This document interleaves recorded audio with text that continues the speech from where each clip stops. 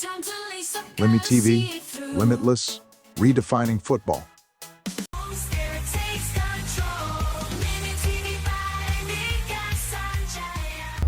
Hai, selamat kembali di channel kita, channel Limit TV bersama saya Mas Doktor. Nah, pada sesi kali ini kita akan membahas tentang bagaimana seorang Patrick Kluivert, dan sudah pasti fix beliau adalah pelatih timnas saat ini. Nah, teman-teman pasti sudah melihat banyak sekali komentar di dunia maya, terutama di X ya, yang menyebutkan kalau Patrick Kluivert itu punya rekam jejak yang mungkin orang-orang banyak menjadikan itu sebagai alasan mencibir ya. Nah, tapi kalau dilihat dari sisi, kita lihat dari Football Manager, dan kemarin sang juara Football Manager itu sampai memberikan arahan, jadi memberikan postingan tentang siapa pemain yang bakal masuk pada starting line up dari timnas kita. Kayak seolah-olah kayak menunjukkan kalau ini loh, gue kalau sebagai pelatih ini bakal yang gue tunjukkan, dan dia tidak memasukkan nama-nama yang masih dalam proses. Nah, di situ dia semacam kayak menunjukkan kalau yang FM sudah juara, yang PES sudah juara, ya, football maksud saya, football sudah juara, sekarang tinggal yang timnas beneran. Nah, mau informasi itu seorang Patrick Kluivert itu dia punya kalau jam terbang kepelatihan memang sudah lumayan ya, tapi masih jauh dari ekspektasi ya. Dan dia pernah membawa Belanda sebagai asisten pelatih bersama Louis van Gaal, dan dia ikut di Piala Dunia. Jadi sebenarnya jam terbangnya sebenarnya lumayan, tapi kalau informasi dari FM itu dia punya kemampuan yang kurang untuk taktikal. Jadi taktiknya kurang mantap ya, seolah masyarakat tuh berpikiran kalau penggantinya yang lain mungkin masih tidak diterima, tapi kalau Patrick Kluivert itu kita akan berpikiran apakah dia mampu.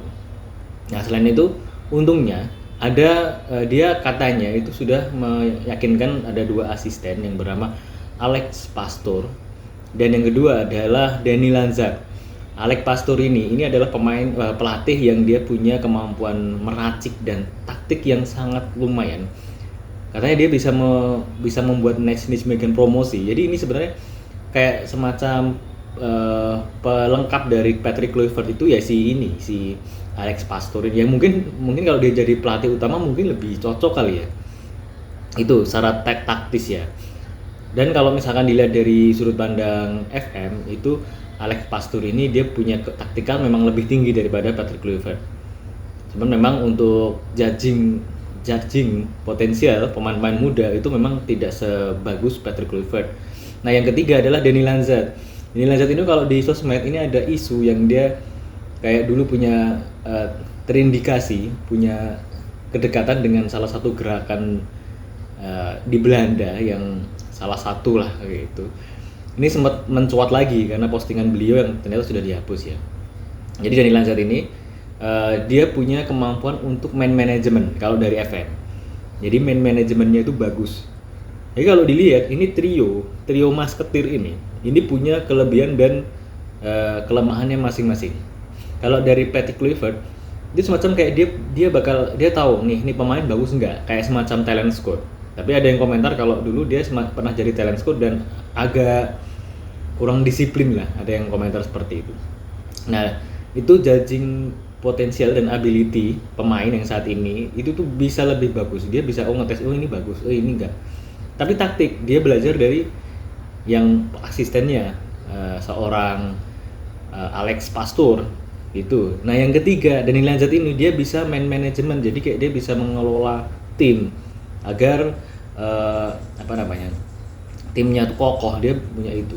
Dan mungkin nanti kayak semacam Patrick Kluivert itu dia akan menjadi seorang abang-abangan timnas, tahu kan, kayak dia pasti bakal cerita kayak sekelas siapa Jordi Amat aja, dia sampai satu hotel sama Saine itu sampai setiap hari cerita bagaimana dia menghadapi Messi. Lah dia satu tim dengan Messi, iya kan? Patrick Kluivert itu satu tim dengan Messi nggak salah. Dia ada di sekitaran itu Barcelona, La Masia itu. Nah, itu mungkin jadi bahan biar dia disegani ini bukan di timnas, bukan di masyarakat ya, tapi di internal timnas mungkin ya. Jadi biar dia jadi abang-abangnya yang disegani pemain. Nah, nanti yang berpikir itu sebenarnya Alex Pastoor ini mungkin ya, kita nggak tahu ya.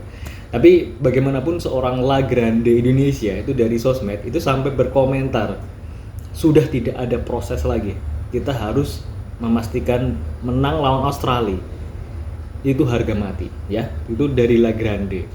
Dan tahu kan bagaimana para penggemar Sintayong masih sangat kecewa, dan satu-satunya cara untuk melupakan kesalahan itu adalah apa? Memenangi laga lawan Australia. Jadi ini tugas berat bagi Patrick Kluivert, dan juga di belakang ada PSSI tentunya yang juga pusing saya yakin. Karena tekanan publik yang tidak diduga seperti, dan sampai teman-teman tahu bagaimana Fabrizio Romano sampai mengeluarkan statement bersama Patrick Kluivert. Ini jarang-jarang coy, Indonesia dibahas di forum dunia itu jarang-jarang. Nah ini semoga ini menjadi kayak apa ya, letupan. Memang kadang-kadang krisis itu menghasilkan resolusi, menghasilkan sesuatu yang akhirnya baik. Jadi kita bakal menyadari manfaat dari konflik itu nanti kadang.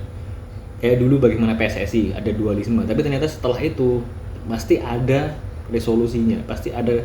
Jadi kita berpikir positif ya, kalau negatifnya banyak. Nah makanya kita berharap aja ini tekanan berat banget bagi Kluivert, dan Kluivert sendiri dalam statementnya dia masih mengucapkan kata proses. Ini sebenarnya dia sendiri juga istilahnya ketar-ketir ya. Nah makanya karena sudah fix diketok palu pelatihnya Patrick Kluivert, mari kita lihati aja, kita tetap dukung, kita lihati bagaimana hasil pada Maret nanti. Saya kira itu, mungkin teman-teman di sini boleh berkomentar, dan siapa yang paling senang ketika pergantian pelatih ini? Yang jelas Bung Toel. Tapi teman-teman nanti ya kita lihat bareng lah bagaimana nanti hasil dari timnas. Kalau misalnya kita juara Piala Dunia, kita masuk ke Piala Dunia kan kita nggak ada yang tahu.